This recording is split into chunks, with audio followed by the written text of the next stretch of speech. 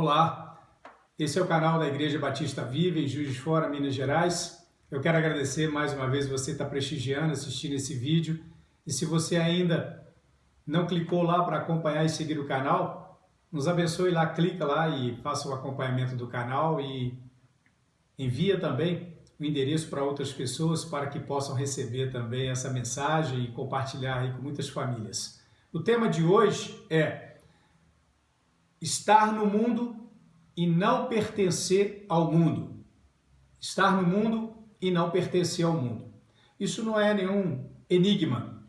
Isso é baseado na experiência de Deus, de Jesus Cristo, Deus encarnado, quando Jesus, por mais de uma vez, ele citou essa experiência. Primeiro, com ele mesmo, relacionada à natureza dele. Muitas vezes, Jesus e os evangelhos registraram isso. Ele menciona, falando aos religiosos, falando ao povo, que ele é o Deus encarnado, o Messias prometido, e que sempre ele endereçava falando a respeito do Pai, da morada que é a morada dele, que é no céu, mas que ele estava aqui na terra cumprindo uma missão.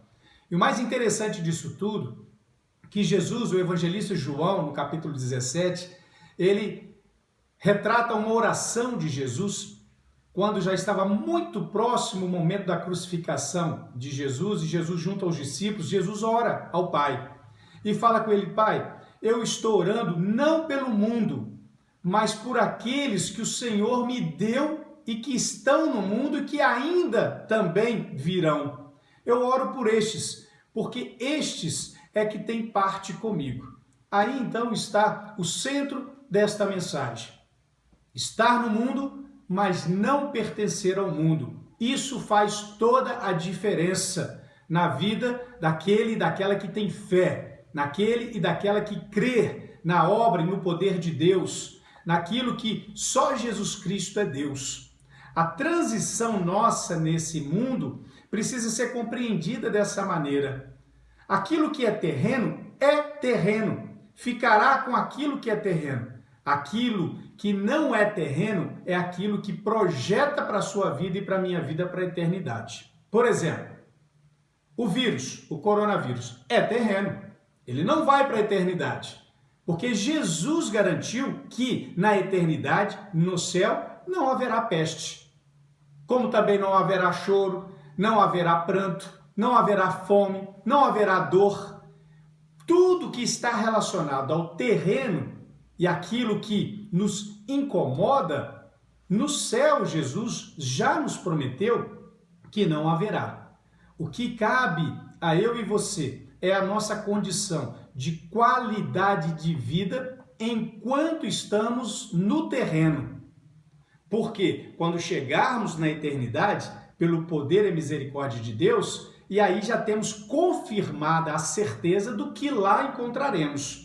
O terreno, ele tem essas condições. A sua vida e a minha vida precisa passar por essa experiência. Há tantas experiências na Bíblia relacionadas a isso, e uma delas diz respeito a quando dois servos de Deus, Paulo e Silas, estavam passando por um momento muito difícil. Eles foram torturados, eles foram presos e lançados numa prisão romana terrível por causa da pregação do Evangelho.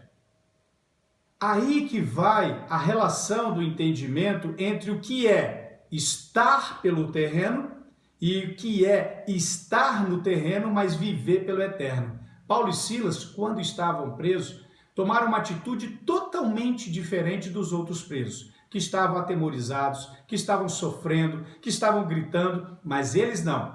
Eles estavam cantando, louvando a Deus. E o que fazia de diferente na vida deles? Qual era o diferencial?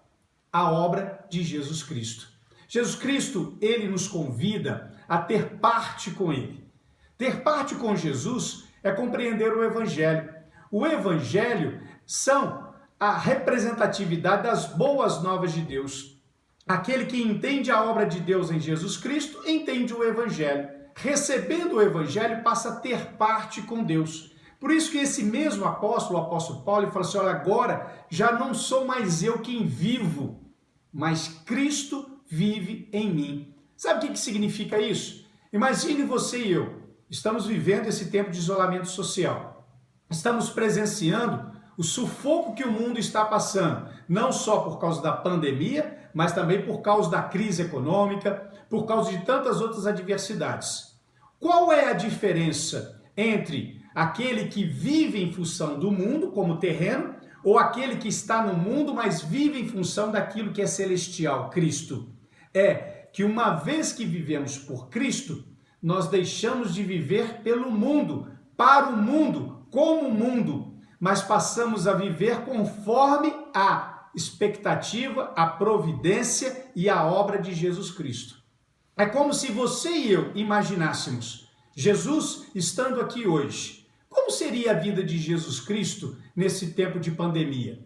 Como seria a vida de Jesus Cristo nesse tempo de crise econômica? Como seria Jesus? Se eu e você, olhando quem é Jesus Cristo, que é Deus, a obra dele, vemos que ele passaria por essas coisas pelaquilo que está nele, pelo poder dele, pela vitória que há no nome dele. E essas coisas não o venceriam e não o derrotariam. Pelo contrário, ele seria e é o poder para poder suportar e atender as outras pessoas. Ora, se temos parte com Cristo, quem habita em nós? Jesus. Por isso que Paulo fala, agora já não sou mais eu quem vivo, mas Cristo vive em mim. Você consegue, você tem essa experiência, você tem essa realidade de Cristo viver em você, de Cristo eu vivendo em mim? Isto é que faz com que nós possamos estar no mundo, mas não pertencer ao mundo. Logo, o coronavírus é do mundo, mas se eu sou de Cristo, não pertence a mim. Se você é de Cristo, não pertence a você. Se a sua família é de Cristo, não pertence à sua família. Porque haja o que houver, aquilo que é de Cristo é para Ele. Por isso que Ele nos prometeu e nos sustentou por essa oração. Pai, eu rogo não por aqueles que estão no mundo, mas por aqueles que o Senhor me deu e que estão no mundo. Este é você? Este sou eu. E Deus é fiel. Deus está presente. A Bíblia diz, o anjo do Senhor acampa-se ao redor daquele que o ama e daquele que o teme. Que Deus te abençoe. Uma boa noite.